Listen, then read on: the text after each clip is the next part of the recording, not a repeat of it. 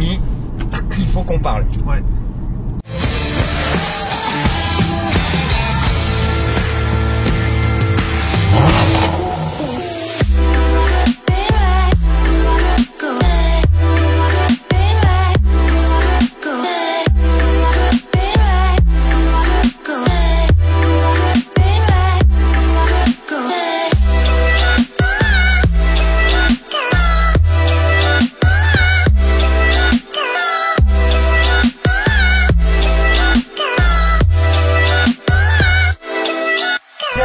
Sur LBA TV, aujourd'hui les amis, on va vous montrer un petit truc.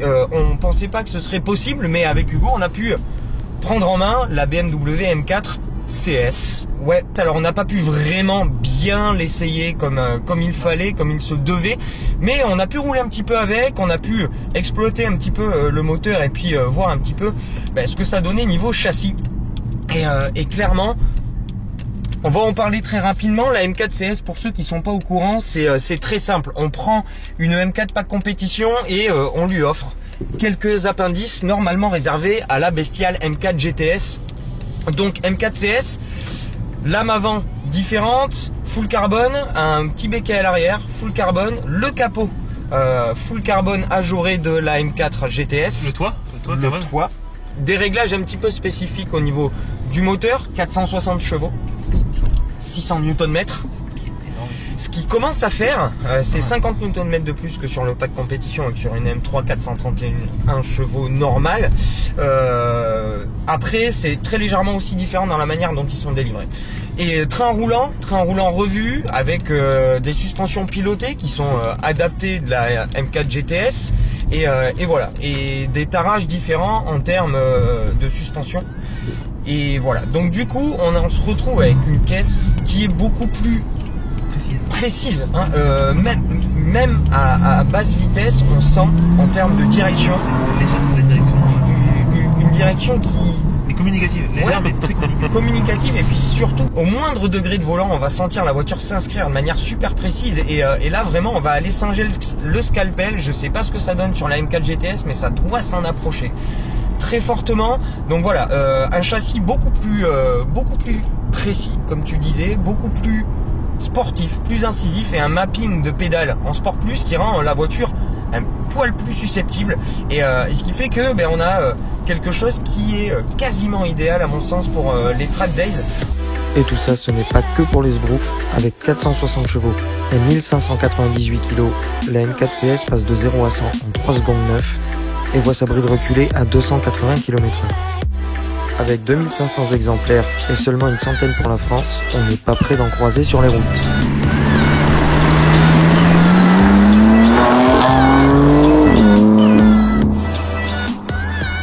On n'a pas, on va dire, le côté brut de la M4 GTS, mais on a quelque chose qui fait un juste milieu entre la polyvalence d'une M3 exactement et la bestialité de la GTS. Voilà, exactement. C'est on est le step entre les deux et je trouve que c'est méga intéressant. Et puis échappement full inox et une sonorité un peu plus rock. Ça sonne vraiment bien. Ça sonne rock, c'est pas au niveau d'un moteur V8, mais presque ça s'en rapproche un petit peu à ce niveau-là. Ouais. Et ça va aller dans le strident quand vous montez dans les tours. C'est royal. Et puis avoir des downshift un peu marrants, un petit peu marrant. Bruit.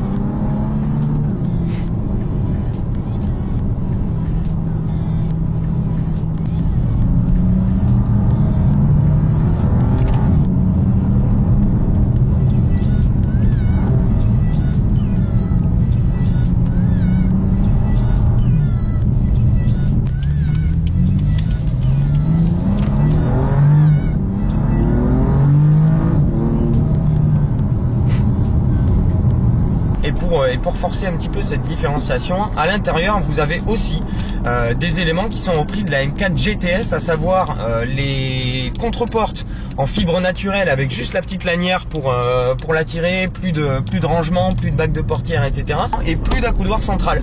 Et tout en suédine. Ouais. La suédine partout. La finition est top. Ouais, un peu dur de pas vraiment avoir l'accoudoir quand vous faites beaucoup de route, mais honnêtement, quand vous roulez un peu fort, vous n'avez pas votre coude qui va venir taper. C'est assez agréable. Ouais, c'est une bonne idée. Mais après, pour les gros rouleurs, c'est dommage. En gros, voilà, c'était une prise en main très rapide de la M4 CS. En tout cas, ça nous a fait bien plaisir. Franchement, merci BMW. Exactement. C'est ça. Surprise, une très bonne surprise. Merci à BMW et merci aux équipes de Driving Evolution qui étaient avec nous pour nous emmener dans les petites routes. C'était super chouette. Et voilà, c'est vraiment une prise en main rapide. Ça demande à être approfondi. Mais clin d'œil pour BMW, ça demande à être approfondi cette M4 CS parce qu'elle montre des belles choses. Et on s'est régalé.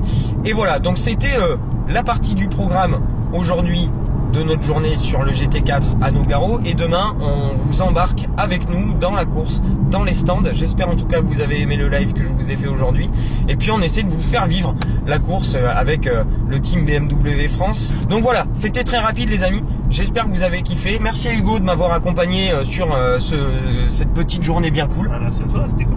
Petit test drive qui va bien. Et puis les amis, moi bah ouais, carrément.